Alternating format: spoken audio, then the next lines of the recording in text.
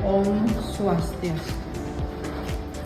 Saya Nurgita Andari, Kepala Bidang Pemberdayaan Usaha Ekonomi Masyarakat dan Kawasan Pedesaan pada Dinas PMD Dukcapil Provinsi Bali. Dalam hal ini saya akan menjelaskan terkait dengan keunggulan daerah yang berbasis lokal, di mana yang saya contohkan di sini adalah patung Garuda Wisnu Kencana, di mana patung ini adalah salah satu ikon budaya dan pariwisata Indonesia, khususnya di Bali. Patung ini bukan hanya karya seni raksasa, tetapi juga menyimpan makna filosofis yang dalam yang berasal dari mitologi Hindu dan nilai-nilai kearifan lokal. Nah, adapun makna tersebut kami akan sampaikan, yaitu Garuda Wisnu. Patung Wisnu di sini adalah melambangkan dewa pemeliharaan alam semesta, di mana Dewa Wisnu dalam ajaran Hindu adalah dewa pemelihara. Dalam Trimukti, Brahma sebagai pencipta, Wisnu pemelihara, dan Dewa Siwa sebagai pelebur.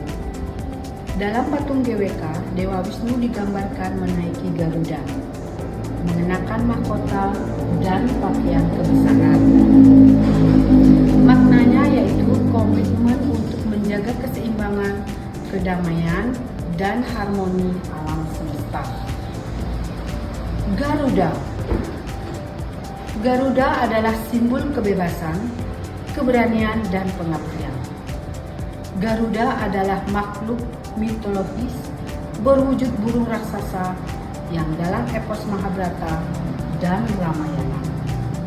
Dalam kisahnya, Garuda rela mengabdikan diri kepada Dewa Wisnu demi menyelamatkan ibunya dari perbudakan. Filosofis Garuda yaitu pengorbanan dan kesetiaan, keberanian untuk menghadapi penindasan. Dalam konteks Indonesia, Garuda juga merupakan lambang negara yang menjadikan patung ini bermakna nasionalisme dan persatuan. Dan tinggi patung ini mencapai 121 meter yang menjadikannya sebagai salah satu patung tertinggi di dunia yang melambangkan kebesaran budaya dan peradaban Nusantara. Demikianlah Bapak dan Ibu, kami dapat menjelaskan terkait dengan patung Garuda Wisnu Kencana. Nah, kesimpulan dari filosofis ini yaitu patung GWK adalah lambang dari pengabdian pada kebenaran dan kemanusiaan, dan itu dilambangkan oleh Garuda. Tanggung jawab memelihara alam dan keseimbangan dilambangkan oleh Dewa Wisnu sebagai wujud persatuan bangsa Indonesia, kebangkitan budaya lokal yang berskala global. Demikianlah Bapak dan Ibu penjelasan dari kami terkait dengan patung GWK. Mohon maaf apabila ada salah kata dalam penyampaian ini, dan akhir kata sebagai ucapan terima kasih, kami mengakhiri dengan ucapan Om Shanti Shanti Shanti.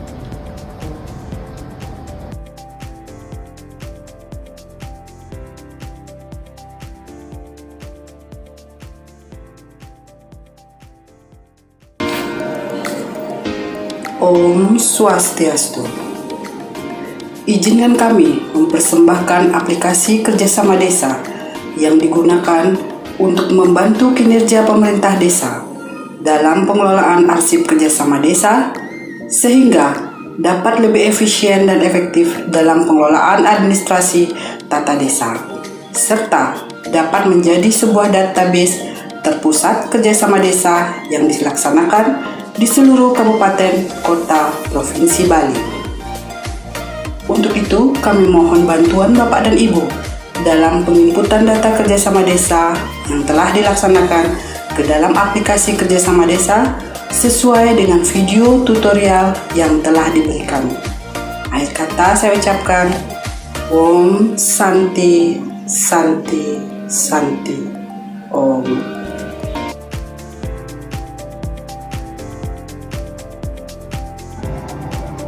Om Swastiastu.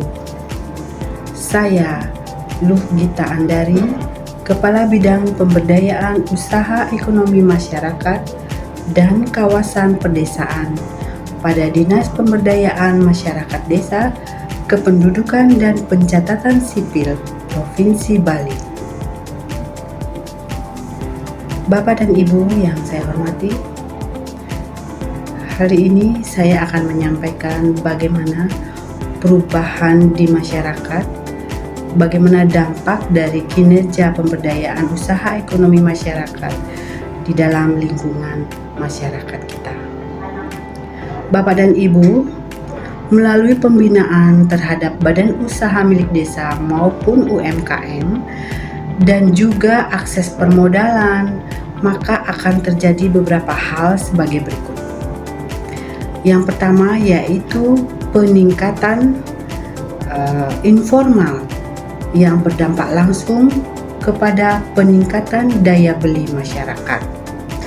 Bapak dan Ibu, ketika kita telah melakukan pembinaan, sosialisasi maupun peningkatan kapasitas terhadap masyarakat kita, masyarakat desa, maka akan terjadi perubahan dalam hal perilaku maupun keseharian mereka. Perilaku apa yang berubah? Salah satunya adalah peningkatan daya beli.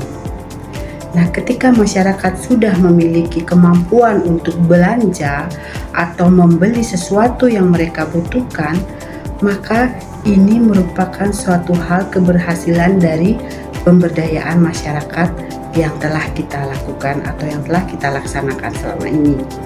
Kemudian terjadi juga perubahan dalam akses pendidikan dan juga peningkatan dari layanan kesehatan.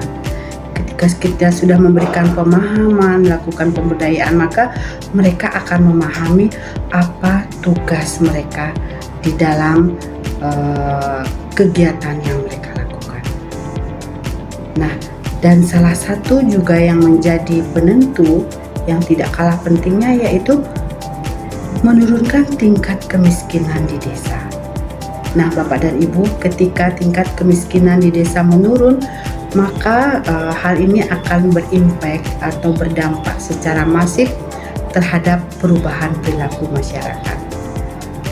Dan tentu ini juga sangat memberikan keuntungan bagi para pelaku usaha. Demikian. Bapak dan Ibu, yang kedua adalah munculnya kemandirian ekonomi lokal. Nah, dalam hal ini adalah potensi lokal desa. Bagaimana potensi desa ini dapat menghasilkan suatu produk unggulan yang kemudian ketika produk sudah dihasilkan, lalu apa yang kita lakukan? Ketika produk kita ini sudah di-packaging dengan baik, lalu apa yang kita lakukan? Yang kita lakukan adalah bagaimana kita menjalin kemitraan. Menjalin kemitraan di lintas desa, silakan Bapak dan Ibu. Kemudian juga dengan pihak swasta atau rekanan pihak ketiga. Nah, hal ini tentu sangat menguntungkan bagi kemandirian ekonomi kita. Sehingga masyarakat dapat memberikan kontribusi terhadap pergerakan perekonomian di tingkat desa, Bapak dan Ibu. Nah, Bapak dan Ibu, secara signifikan tentu kita juga harus memperhatikan bagaimana pola pikir masyarakat kita. Bagaimana kinerja dari pemberdayaan usaha ekonomi masyarakat ini merubah pola pikir atau mindset terhadap masyarakat kita.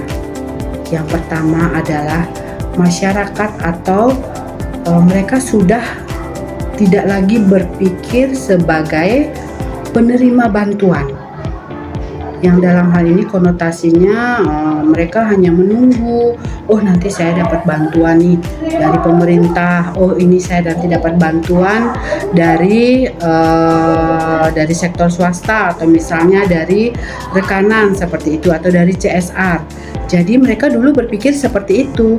Namun ketika terjadi perubahan mindset, maka mereka akan berpikir sebagai pelaku usaha, bagaimana mereka bisa meningkatkan perekonomian mereka, bagaimana mereka bisa memenuhi kebutuhan mereka.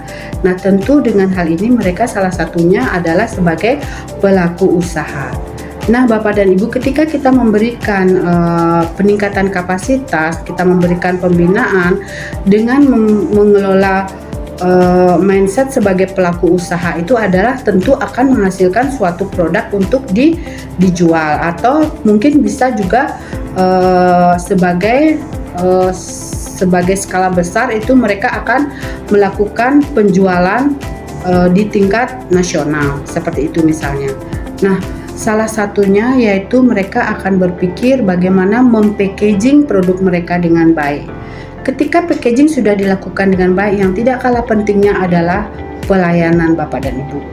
Bagaimanapun bagusnya packaging atau bagaimana bagusnya kalian mengemas produk kalian dengan baik, tetapi ketika kalian tidak melakukan pelayanan dengan ramah, maka semua itu nonsen Bapak dan Ibu, tidak ada artinya.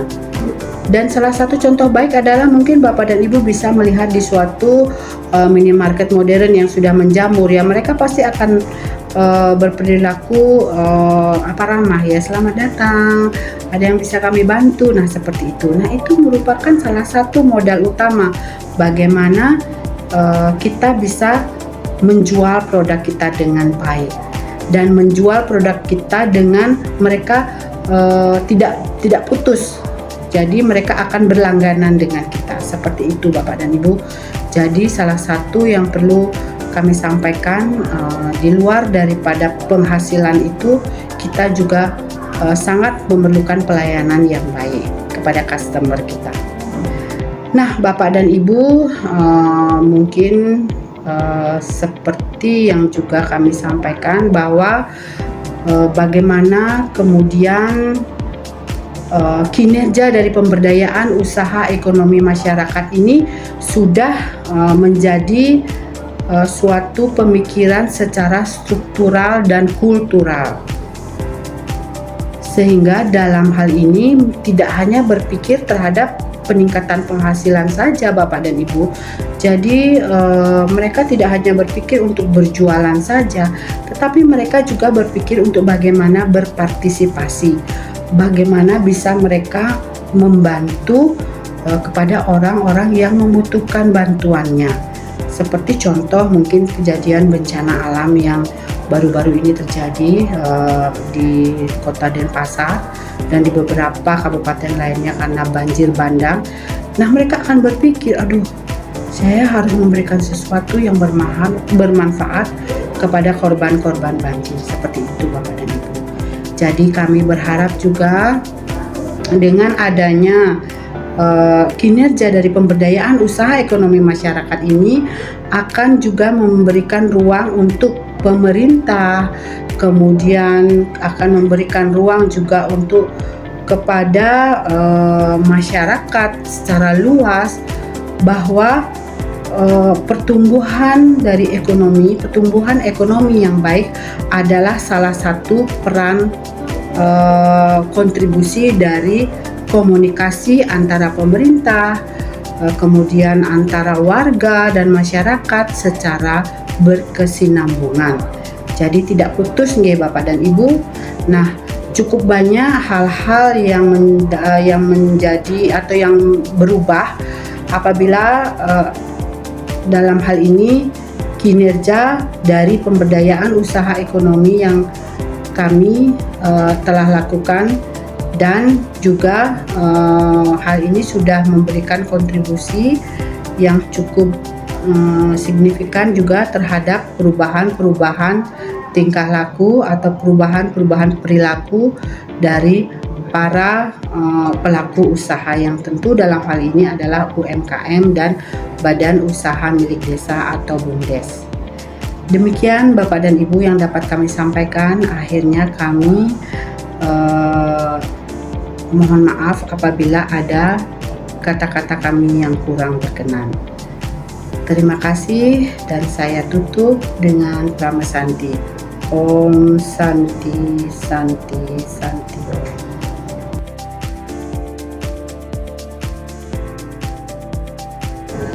Om Swastiastu. Saya Gita Andari, Kepala Bidang Pemberdayaan Usaha Ekonomi Masyarakat dan Kawasan Pedesaan pada Dinas PMD Dukcapil Provinsi Bali. Bapak Ibu, teman-teman yang berbahagia, untuk kali ini kita akan membahas terkait dengan korupsi. Korupsi bukan hanya sekedar mengambil uang Bapak dan Ibu. Dan korupsi itu banyak jenisnya. Ada itu gratifikasi, kemudian penyuapan, penyalahgunaan wewenang, banyak sekali. Dan pada saat ini kita teman-teman khususnya juga yang berada di ruangan, saya menghimbau dan saya juga memberikan pemahaman terkait dengan apa sih itu korupsi. Seperti yang saya sampaikan tadi, banyak sekali jenis korupsi. Salah satunya adalah penyalahgunaan wewenang, kemudian ada juga manipulasi data, kemudian mengabaikan kewajiban dengan sengaja. Itu juga sudah termasuk tindak korupsi Bapak dan Ibu dan juga teman-teman. Dan kita tidak bisa menunggu orang lain, kita tidak bisa memberitahu orang lain juga bahwa stop, jangan melakukan korupsi. Tetapi itu juga harus dari kesadaran diri kita sendiri. Nah, Bapak dan Ibu, apabila kita belum sadar dan apabila kita belum paham, lebih baik jangan memberitahu orang lain. Jadi kita sendiri dulu yang harus belajar, kita sendiri dulu yang harus menindaklanjuti, mengimplementasikan untuk tidak melakukan korupsi. Nah, Bapak dan Ibu, untuk tindak pidana korupsi ini, kita tidak hanya berbicara saja, tetapi dalam keseharian di tempat kita bekerja, itu juga sangat diperlukan bagaimana implementasinya. Bagaimana kita bekerja dengan mengaitkan antara kegiatan dan anggaran. Tentu dalam suatu kegiatan kan pasti ada anggarannya. Nah, bagaimana kita bisa melaksanakan tugas kita dengan baik tanpa markup mungkin, tanpa juga memanipulasi data, sehingga apa yang kita peroleh dan apa yang kita pertanggungjawabkan itu menjadi baik. Artinya tidak ada unsur yang disengaja untuk bisa melakukan tindak korupsi. Seperti itu Bapak dan Ibu nih. Kemudian mulai hari ini ayo kita bekerja dan juga di lingkungan kita bekerja, kita harus terus mengembangkan diri kita untuk bisa melakukan pekerjaan dengan sebaik-baiknya, dengan transparan, akuntabel, dan juga kita dalam melaksanakannya penuh dengan sukacita. Artinya tidak berpikir yang aneh-aneh, tidak berpikiran negatif seperti itu. Jadi dengan kita melaksanakan pekerjaan ini dengan baik, dengan perasaan yang bahagia, tentu apapun keluarannya, apapun outputnya itu akan menjadi lebih baik. Nah, kita atau saya dalam hal ini juga tidak sempurna, dan saya juga harus terus belajar, harus terus bisa menguasai diri sendiri untuk tidak melakukan tindakan korupsi. Baik, Bapak dan Ibu, teman-teman sekalian, terima kasih sudah bisa mendengarkan atau bisa menonton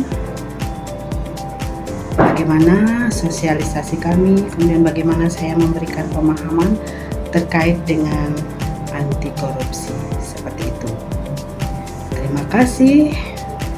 Mohon maaf apabila ada perkataan saya yang kurang berkenan, dan akhirnya saya mengucapkan Om Santi Santi Santi.